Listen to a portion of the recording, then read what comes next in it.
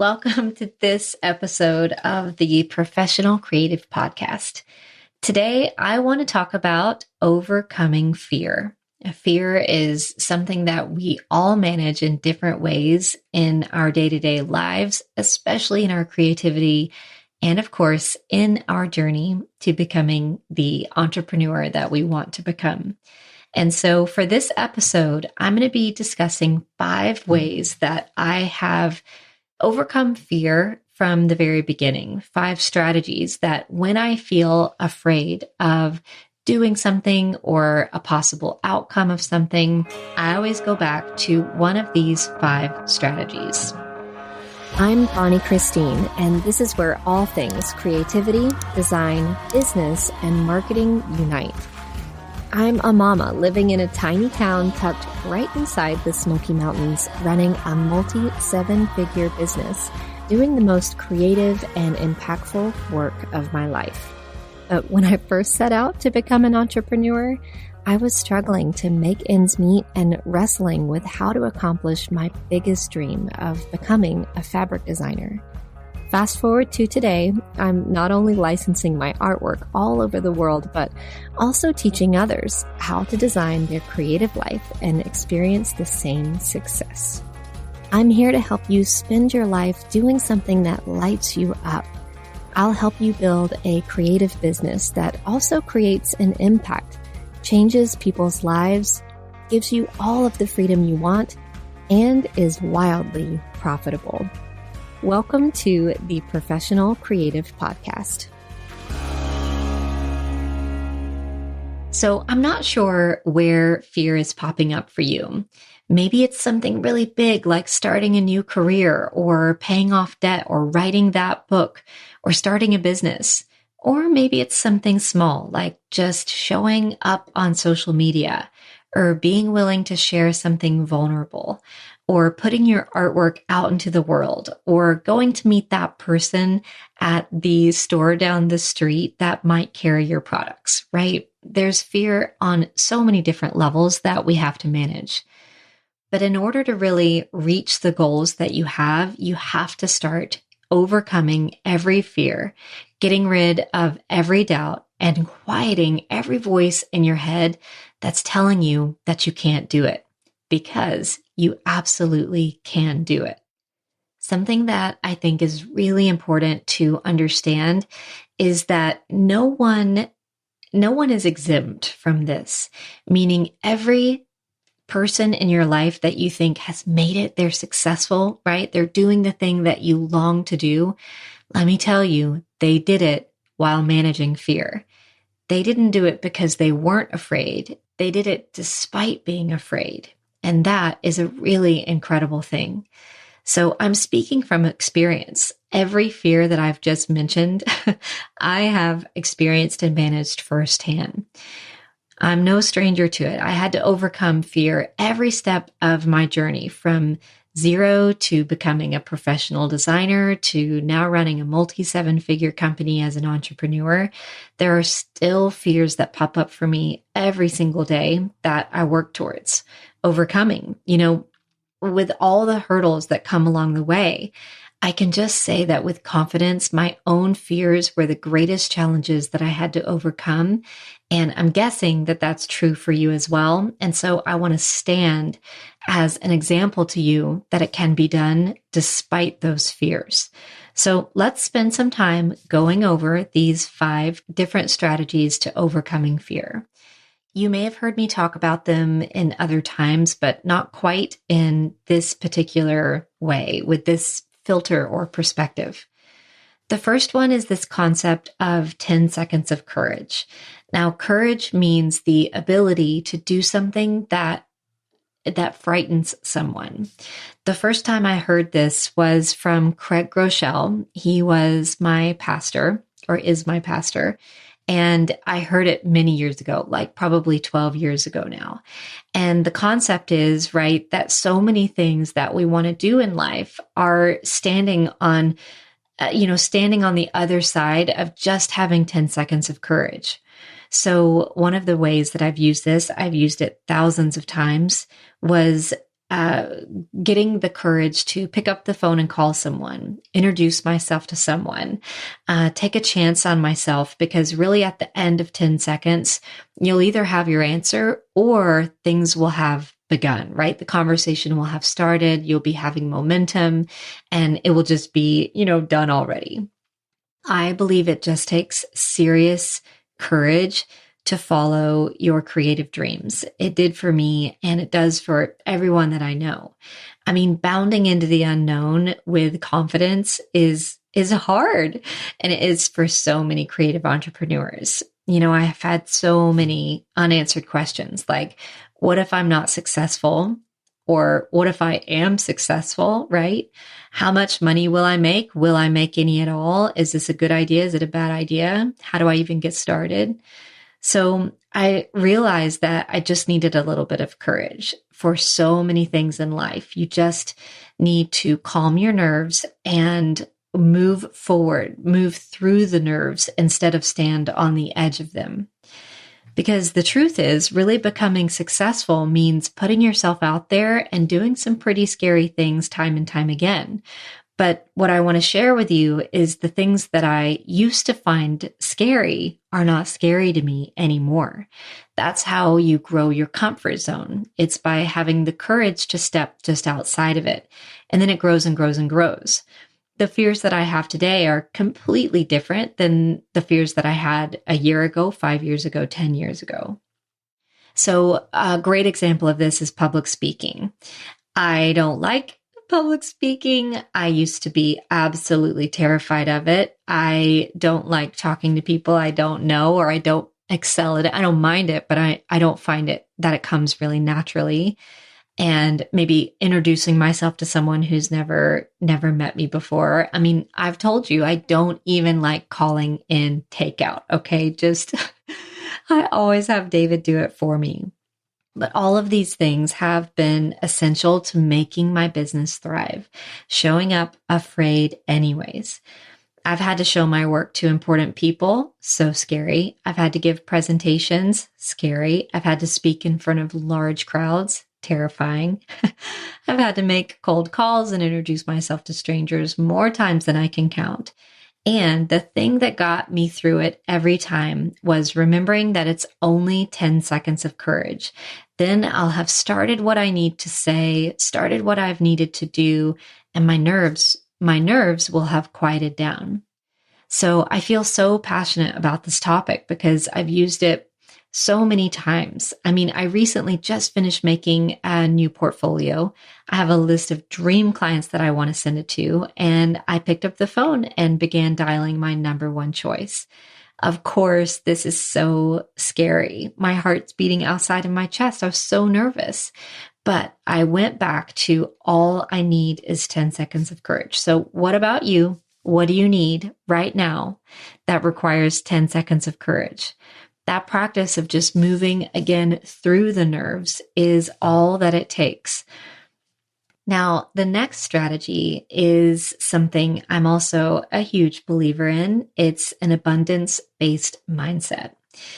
Really, every single one of us experience moments of doubt and fear. But the important thing is that we don't move from that place.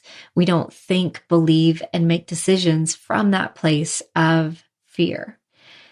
For creatives, these doubts really manifest in so many different ways. Fear of failure, fear of success, fear of not being good enough, fear of not making enough money, fear of putting ourselves out there. So of course, imposter syndrome can often lurk in the shadows because of all of this. And that makes us question the authenticity of our work, especially when we look around and feel like there's so many other people doing similar things or things that are better than us. But this is a fear-based mindset. And what it does is stifle our creativity. It limits our willingness to experiment, and it stops our growth in our tracks. It places limits on our imagination, and it makes us hesitate before we make decisions.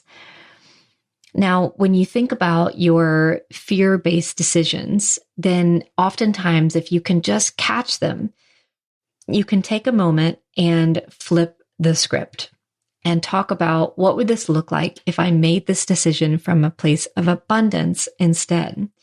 Because, my friends, if you're going to worst case scenario, you have to promise me you'll also best case scenario. So a couple of steps to work through if you're finding that you often are moving and making decisions from this place of fear is number one, just name them. Identify your fears. Recognize that they're fear-based mindsets and they're holding you back. This could be fear of age or fear of technology or fear of, all of those things we've talked about. And then reframe that perspective. Flip the script. Shift your viewpoint, and instead of fearing failure, set your eyes on the opportunity. Then believe in yourself. You have a unique voice, and there's a place for you exactly how you are, exactly where you are in the world. And then stay open and just kind of trust the process. Embrace those new opportunities and trust in the capabilities that you have. One of my friends, Brooke Castillo, who's a life coach, she says that you can try on new mindsets as if they were a new pair of clothes. Try them on and see how they feel. And if they don't serve you well, you can take them right back off. Sometimes I feel like trying a new mindset, we're afraid of that in and of itself. We have fear around, if I try an abundance-based mindset, I'm not going to be ready for the worst case scenario, or I'm not going to see what is possibly going to happen, right? I'll be underprepared. So just try it on as if it's a pair of clothes. Take it off if it doesn't serve you well. Okay, picture this. Have you ever spent hours scouring through your video or maybe your podcast content, trying to find that one place that you said that one thing? Or if you've forgotten or never found it and you had to re-record everything, I've been there, and it's so frustrating and honestly a huge waste of time. But it hasn't happened to me ever since I started using Searchy. Searchy is the software that I use for all of my videos and all of my podcast content because it not only transcribes it, but it makes it searchable by keyword. And so for you to see this in action, I have an example set up for you over on bonniechristine.com/resources. Again, that's bonniechristine.com/resources. And you can actually play with Searchy and see how it looks on one of our videos. Because once you understand what it does, it's a game changer. I also host all of my workshop and my class, my membership and course material through Searchy as well. So students can search for any question that they have and go to the exact time and place where I talked about that one thing. And just imagine this. If I ever do a Q&A and they want to know if I answered their question, all they have to do is search for their name and see if I did or not. It's literally like having your very own personal search engine for your content. So no more wasting time scrubbing through your video or audio to find that one golden nugget. With Searchy, you can easily find what you're looking for in seconds. Just type in a keyword or phrase and Searchy will pull up all the relevant content. It's a game changer for anyone who creates audio or video content. But honestly, that's not all. Searchy's new AI-powered transcription and captioning tool makes it easy to create accessible content that everyone can get access to. And with their customizable player, you can embed your videos and your podcasts on your website or social media channels in a way that looks and feels so professional. So if you are ready to take your video or your podcast content to the next level, head on over to bonniechristine.com/resources and just give Searchy a try. It's incredible. I think you're going to love it. And I can't wait to see how it revolutionizes the way you create content. Okay, strategy number 3 is to get into the right room. I'm such a fan of being really careful and intentional about the rooms that you allow yourself to spend the most time in. Now, we all have rooms that may not check all the boxes, right? And they are maybe situations or friends or family or people who we really have to be in the room with, if you will. Maybe they don't really push your mindset or know how to support you and encourage you, and that's okay. But you need to have at least one room that you're spending some time in that really knows how to support you, how to encourage you, how to show you what's possible, how to stretch your thinking, stretch your mindset, and who you can really be yourself, who you can share your big, scary dreams with and not get laughed at, right? I hear from so many of my students that they find their room in the communities that we have for them. So oftentimes something like surface pattern design can be isolating because all of a sudden you're talking about vectors and licensing contracts and, working in Pantone colors and all of these, things like language of the industry that someone in your real day-to-day life may not have a clue of what you're talking about.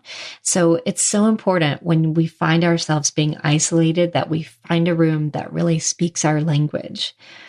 So this concept is about not necessarily just a physical space, but it's an intellectual, emotional, a motivational space that you can immerse yourself in. So you can think about communities, in person or virtual. You can think about retreats, in person or virtual. You can think about things like masterminds or study groups. But when you're in a room full of people who are encouraging you and spurring you on towards your dreams, fear has a way of just falling at your feet. This is so important. You don't want to miss this. If you don't have this type of room in your life right now, I want your goal to be to find it. Find it as quickly as you can. Surround yourself with people who speak your language, who get it, and who know how to move you forward. There's this concept, right, that you are an average of your 5 closest friends or the 5 people that you spend the most time with. And that's really psychological human behavior. We want to fit in. And so the 5 people that you spend the most time with, you'll typically find yourself an average of them. And so if you're hanging out with people who have a poor mindset, who are unhealthy, who don't steward their money well, who don't steward their ideas well, it's going to be really hard for you to do all of those things. As opposed to if your 5 closest friends are big thinkers and glass half full kind of people who are researchers and know how to get things done. They are, faithful and they put their health first and they have great marriages and great friendships and they don't gossip and they don't speak badly about their husbands or spouses or whoever it is. Then you can feel the difference, right? You will be inspired to do the same. So be careful who you spend the most time with. Strategy number 4 is to do one thing a day. Now, I talk about this a lot. Let me break it down for you. Fear often arrives in a version of overwhelm. So when you look at your goals and dreams and how far away they are, how much you have to do in order to get them to come true, that often settles as overwhelm. And then it becomes fear of getting started, fear of failure, fear of overwhelm. So instead of focusing on that really big picture, I kind of like to get it on paper. I know where I'm headed. I know the big rocks along the way. But then I take my gaze right in front of me. So I'm not going to think about that long term anymore. I want to think about what I can do today in order to just incrementally inch myself forward. But I don't ever want to miss a day. And if I do miss a day, I definitely don't want to miss 2 days. So I want to do at least one thing every single day that inches me forward. Now, this is how every big accomplishment I've ever made in my whole life has come true. So I'm sharing that with you because it's been such an impact on me and my life. It was doing one thing every single day that helped me move towards becoming a fabric designer and then starting to become an educator and then starting to build a team and then starting to really impact the people in my life and my community and the industry like I want to. So for a while though, It was just tiny little things like researching. I needed to ask questions. I needed to read books. I needed to take some online classes. I needed to just do some little things. So for me, 15 minutes is what counts. So as long as you spend 15 minutes a day doing something, anything at all, towards accomplishing that big dream, you'll get there. You'll get there. Now, strategy number 5 is to learn from failure. So I know that no one wants to fail. I know that failure is part of our biggest fear in the first place. But the truth is that we learn more from our failures than we do from our successes. You know, Bill Gates once said, success is a lousy teacher. It seduces smart people into thinking that they can't lose, which means that failure is the best teacher, right? It means that you can really, really learn from your mistakes. And I mean, even tiny mistakes. So I often talk about this to my surface design immersion students when they're learning Illustrator. I want them to kind of learn by trial and error, because if they get everything right the whole time and copy my steps exactly, they're never going to find the autonomy that they need to really learn and use the program, Adobe Illustrator. And so really, failure is the best teacher. You'll end up with a illustration that you didn't do right. You'll figure it out. You'll do it the correct way, and you'll never do it the wrong way again, right? So even from a tiny place all the way up to really big failures that we learn from. So don't be afraid to fail. Instead, determine to learn and grow from your failures and see them as learning experiences and teachers in your life, and then use it to really catapult yourself to the next level. This is your time to overcome fear. It will never always go away, but remember, the successful people in your life, they got there not because they didn't have fear, but despite the fear. My friends, put your fear to rest. Create the beauty that you want to see come alive in the world. And remember, there is room for you. I'll see you next time. Bye for now.